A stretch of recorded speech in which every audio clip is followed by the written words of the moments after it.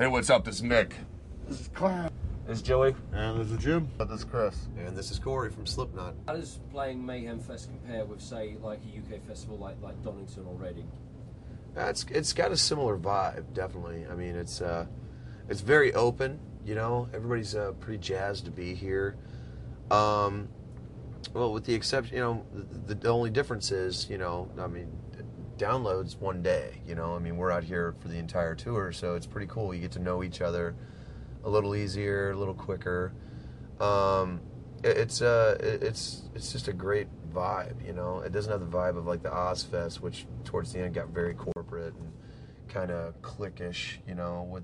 With this, we're all just, you know, just really stoked to be back out and entertaining and everything. You know, Reading or Leeds, it's like one day and then you're gone. You don't get a chance to, like, say you are friends with some of the bands that are playing. You might not even see them that day or get to see them that day. But since we're traveling around and it's the same tour basically in every city, you know, we get a chance to hang out with other bands and do all that other stuff. America's completely different.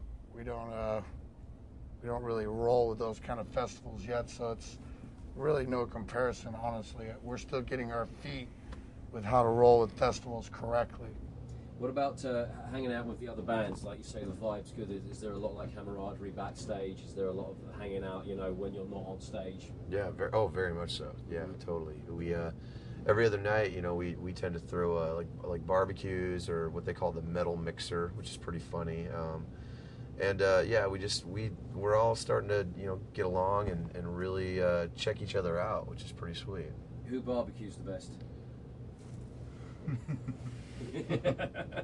Well, he's got the spit. So Yeah. I got the touch. He does. He's got the power. What about the fans? Are they different? Like if you woke up and you didn't know where you were and went out on a stage, could you tell if it was an American crowd or an English crowd? Basically, Slipknot fans are Slipknot fans. We have our own culture. It doesn't matter if we're in Japan or Australia. The color of skin may be different. The language may be different, the money may be different, but the love for the music and what we do is the same, and that's just really what we do is our community of people. There's a lot of talk of it continuing. This is like the first year. If you were going to put together a bill for Mayhem Fest 09, who would you have on it? That's a hard question. Me personally, I'd make it a little bit more diverse, you know, like, you know, just some different type of music, you know, but still fitting in with the continuity of still extreme, you know, and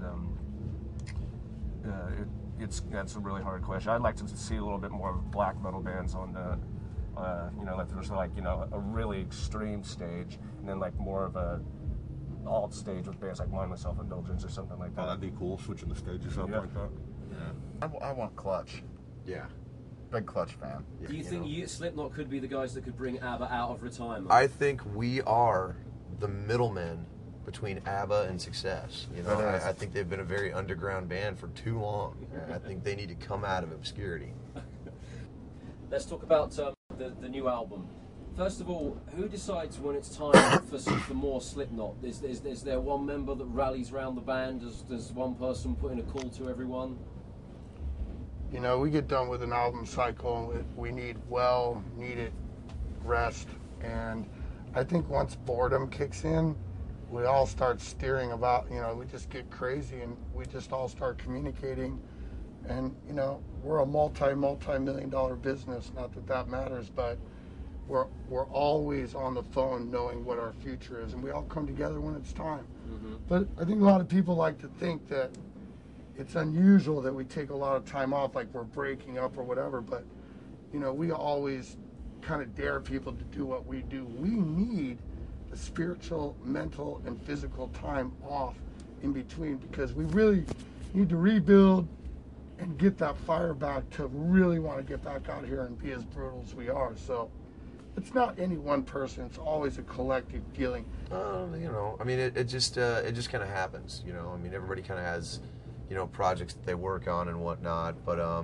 once the downtime kind of sets in, you know, we throw the Slipknot symbol in the air, so to speak, and we all kind of come together. You know, there's no real one guy. You know, we all just kind of stay in touch, and we try to focus on doing what's right and taking our time with it. So it just takes, a few of us getting together, really starting to work out, what's the best course of action, and then we just kind of go from